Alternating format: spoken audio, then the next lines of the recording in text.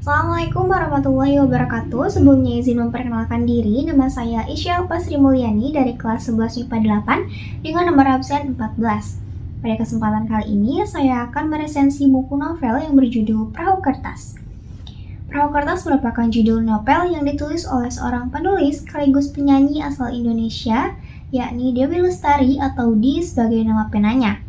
Novel Perahu Kertas ini terlebih dahulu dipublikasikan dalam bentuk digital pada bulan April tahun 2008, hingga akhirnya berhasil dibukukan dan terbit pada tahun 2009 oleh penerbit Rudy Books dan Bentang Pustaka. Novel ini bahkan diadaptasi menjadi film layar lebar, yaitu film Perahu Kertas 1 dan film Perahu Kertas 2. Dan novel ini tidak hanya menyajikan kisah cinta, tetapi juga semangat dalam meraih mimpi. Novel ini berawal menceritakan kehidupan remaja yang sedang meraih mimpi dan mencari cintanya.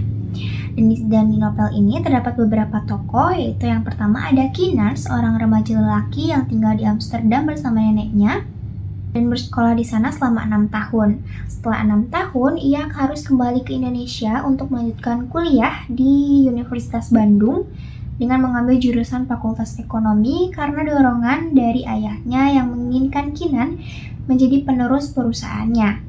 Tapi Kinan sangat menyukai melukis dan menggambar yang merupakan suatu bakat yang diturunkan dari ibunya.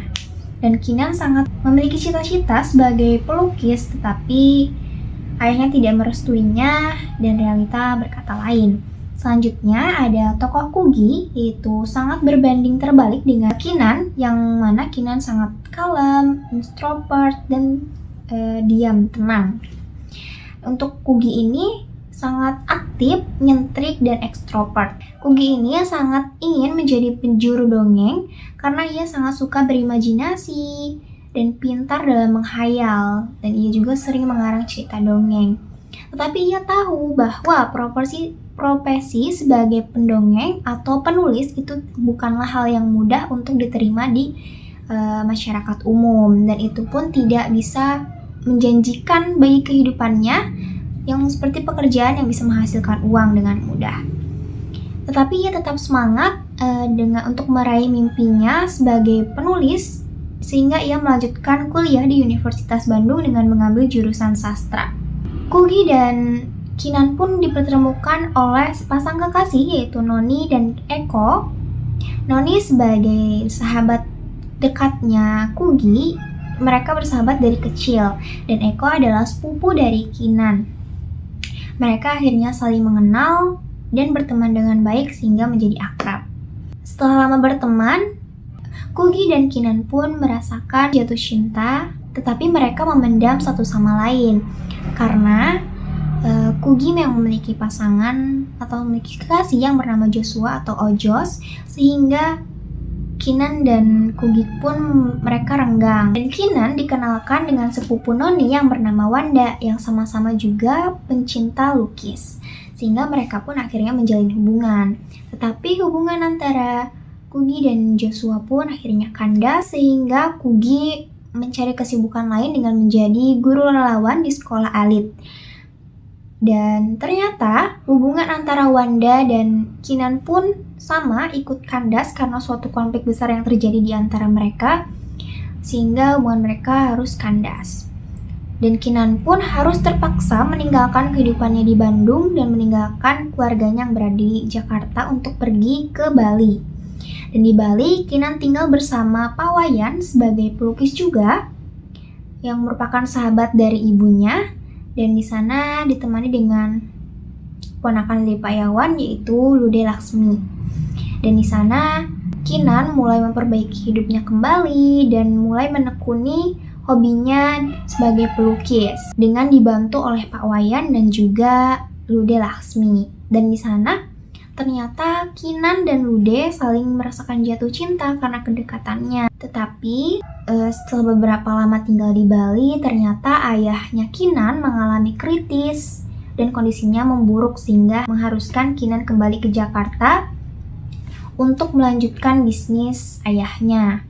Dan ternyata Kugi setelah menyelesaikan kuliahnya di Bandung, ia mencoba melamar pekerjaan di perusahaan teman abangnya di Jakarta dan bertemu dengan Remy Aditya sebagai atasannya. Dan di sana Kugi sangat aktif dan pintar sehingga sangat membantu perusahaan Remy, yang mana Remy akhirnya itu jatuh cinta kepada Kugi dan akhirnya menjalin hubungan.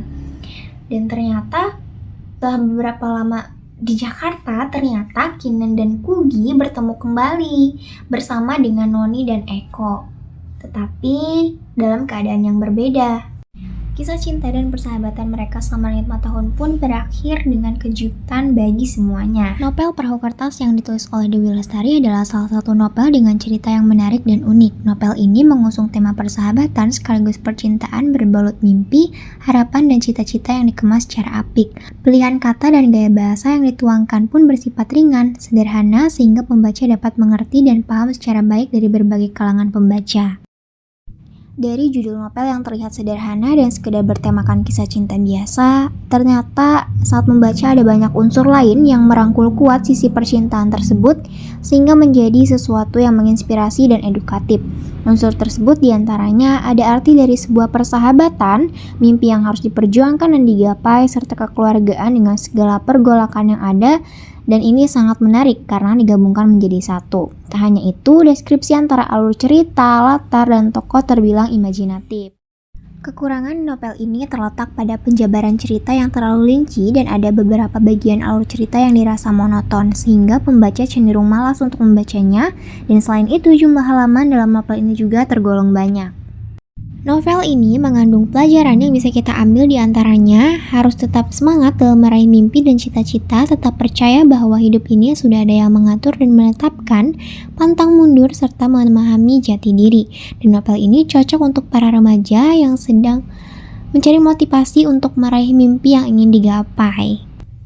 Sekian yang dapat saya sampaikan, mohon maaf bila ada kekurangan dan kesalahan dalam resensi buku ini. Terima kasih atas perhatiannya. Wassalamualaikum warahmatullahi wabarakatuh.